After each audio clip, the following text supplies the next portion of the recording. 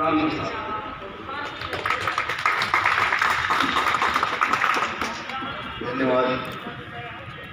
यासर जी।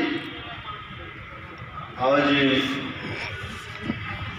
City side हाल के प्रांगण में आयोजित सम्मान समारोह के मुख्य आकर्षक हमारे बड़े भाई पीसी मधुकर जी, और इस समारोह में अपनी गरिमामयी उपस्थिति प्रदान कर रहे हमारे स्टेशन डायरेक्टर सर, हमारे स्टेशन मैनेजर सर, हमारे बड़े भाई सीआईडी सर, और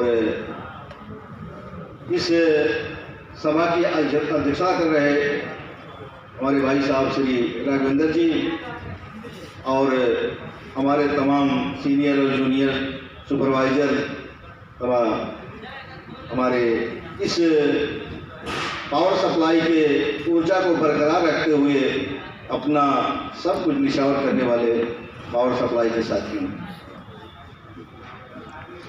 सिकंदर हालात के आगे कभी झुकता नहीं, तारा टूट भी जाए तो जमीन पर गिरता नहीं।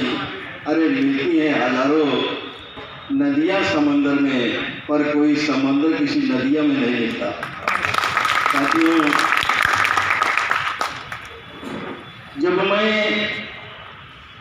स्टेशन पे कार्यभार ग्रहण किया उस समय मैं टेक्नीशियन 1 था।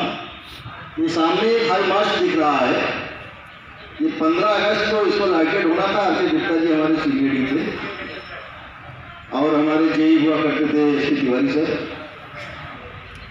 अब इसको चालू करने में कुछ प्रॉब्लम आ रही थी, कुछ समस्याएं आ रही थी। वो सीनियर डी साहब और एसपी तिवारी के बीच में कुछ चल रहा था। हमसे बुला के कहे कि कब तक चालू हो जाएगा। हमने कहा सर शाम को पहले ये लाइटेड हो जाएगा। क्या हो जाएगा? क्या हम कैसे हो जाएगा? और पानी हल्का हल्का बरस रहा था।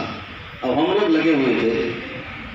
अब वो करीब 4 बजते पोर्टिको में आकर के छाता लेकर के ये खड़े हुए थे। किसी ने कहा कि साहब वो सीनियर साहब देख रहे हैं। हमने कहा कि हमने 4:30 बजे बोला, 4:30 बजे चालू करेंगे। तो फिर अब हमने ध्यान नहीं दिया, सीनियर साहब खड़े हैं। उसके बाद 4:30 बजते मैंने लाइट ऑन करा दिया। अब यहीं से देखे तो धीरे धीरे पहुँच गए। कैसे चालू करा? मेरा सर जैसे लगे थे उसे चालू करा दिए। उसी पीरियड में एसपी तिवारी से क्या बात थी, तो एसपी तिवारी यहाँ झोला लेके जाने लगे। और जब हम इनको विदा करने के लिए नंबर प्लेटफॉर्म से 64 नंबर बंगले में रह रहे थे, वहीं जा रहे थे।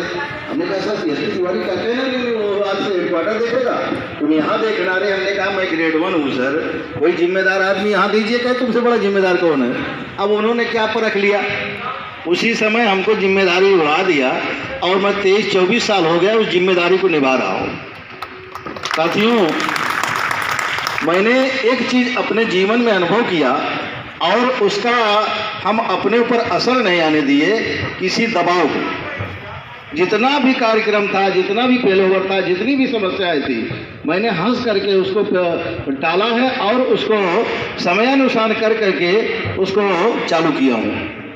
चाहे स्विच रूम में आग लगने की समस्या रही हो, चाहे यहाँ केबल जलने की समस्या रही हो, चाहे इस हाल में हल्का फुल्का एक मतलब कि हुआ था, दुर्घटना हुई थी, चाहे कुत्ता मरने वाली दुर्घटना रही हो, जो भी रही है, हमने ना खुद अपना नुकसान होने दिया और ना किसी का नुकसान होने दिया।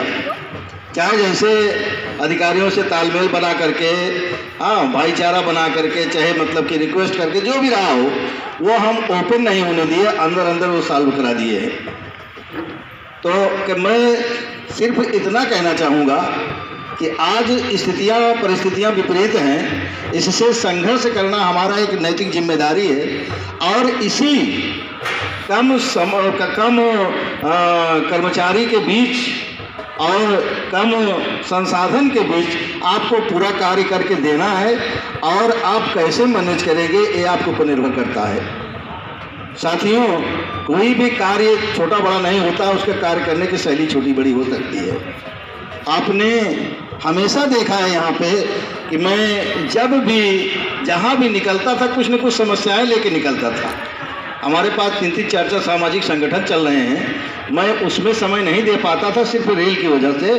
फिर भी जब मेरे रेल से खाली होता था तो मैं उन संगठनों में जाता था। और आज भी मेरे कई 2-3-4 संगठन चल भी रहे हैं। और आज मुझे पूर्ण विश्वास है और खुशी है कि आज एक सेवा से निवृत्त होकर के एक जिम्मेदारी से उभर करके मैं बाकी जिम्मेदारियों के ऊपर जा रहा हूं, जहां मैं 24 आवर्स अपना समय दे पाऊंगा और अपना तन मन धन उसमें निछावर करने का पूरा प्रयास करूंगा।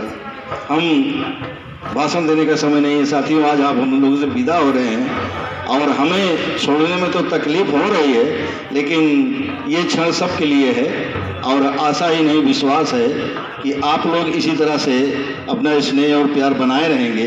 आने वाले समय में कहीं भी मिलेंगे तो कम से कम ये सेवा भाव शायद बरकरार रहेगा, ऐसी हम कामना और उम्मीद करते हैं। साथियों, एक चीज़ हमेशा ध्यान देना कि कोई कर्मचारी छोटा बड़ा नहीं होता है और आज जो कोई भी हम पिलर खड़ा करते हैं तो सबसे नीचे वाला कर्मचारी उसकी नींव होता है। आप जब इस चीज़ को लेकर के किसी चीज़ के निर्माण करेंगे तो वो बिल्डिंग इतनी मजबूत बनेगी कि जिसको कोई अगर तोड़ना भी चाहेगा तो कभी टूटेगी नहीं।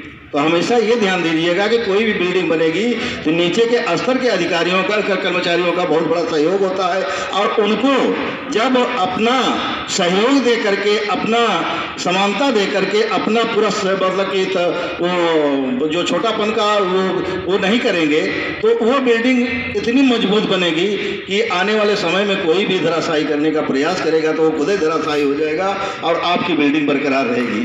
तो हमेशा अपने से छोटों का सम्मान करने का प्रयास करिए, आपसे अपने छोटों का समस्याओं को सुनने का प्रयास करिए। हमारे अंदर जो जितना अधिकार रेल ने आपको एक सुपरवाइजर को दिया है कर्मचारियों के प्रति, उसका निर्वहन करेंगे।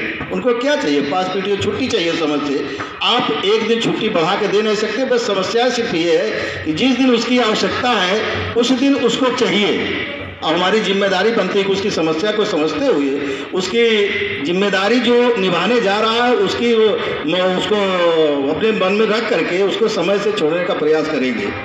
और साथियों, हम यहीं इलाहाबाद में ही रहेंगे। मेरा निजी मकान है कुल्दाबाद में। आशा ही नहीं पूर्ण विश्वास है कि आपके बीच में आते रहेंगे। और इस बीच में हमारे तमाम साथी बैठे हुए हैं, हमारे स्टेशन मैनेजर साहब भी हैं, डायरेक्टर साहब भी हैं, सब लोग हैं। हम एक बार जाने अनजाने में हो सकता है कभी कोई त्रुटि हुई होगी या कोई कार्य नहीं करा पाए होंगे, तो उसके लिए क्षमा प्रार्थी हैं। और आने वाले समय में जिस तरह का सहयोग हमारे अंदर है या जिस तरह का सहयोग करने लायक हमें आधी रात को हम तैयार मिलेंगे। और जितने भी पावर के स्टाफ हैं इनको कोई भी समस्याएं होगी तो हम अगर वो पता चल जाएगा तो अगर नहीं भी बताएंगे तो मैं उस पॉइंट पे मौजूद मिलूंगा, क्योंकि मैं रेल से रिटायर हुआ हूँ, अभी यूनियंस में बरकरार हूँ। और महामंत्री जी ने बोला है कि आप हमेशा आप आते रहिएगा, ये स्थान आपका है और आपको समस्याएं लेके आएंगे। आपका बस का समस्या समाधान हो जाएगा, नहीं तो हम उसमें पूरा का पूरा सहयोग करके उस समस्या का समाधान करेंगे। तो हमेशा जिस तरह से आपने हमें आदर्श मान करके अपनी समस्याओं का निराकरण करने के लिए हमें प्रोत्साहित किया है, हमें अवगत कराया है, ऐसा ही आप करते रहेंगे। और आप आशा ही नहीं पूर्ण विश्वास है कि आपके ऊपर कोई समस्या हावी नहीं होने पाएगी।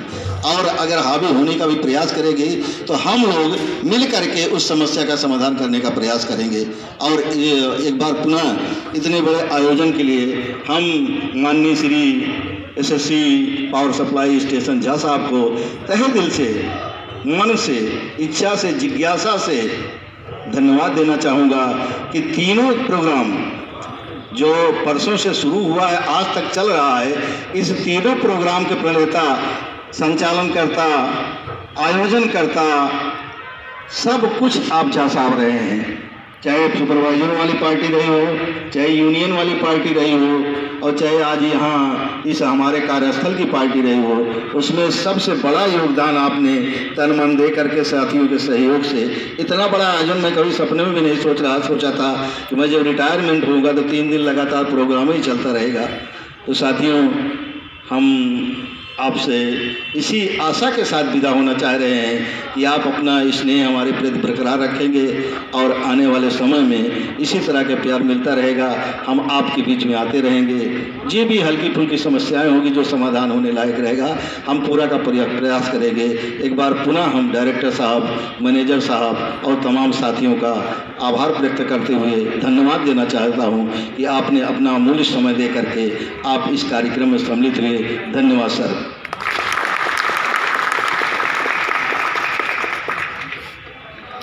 बहुत बहुत धन्यवाद सर। आपने आशीर्वचनों से हम लोगों को अभिभूत किया है और सबसे बड़ी बात जो आपने विश्वास जताया है, हम भरोसा करते हैं जो आपका सहयोग और सानिध्य हमेशा मिलता रहेगा। दिशा निर्देशन हम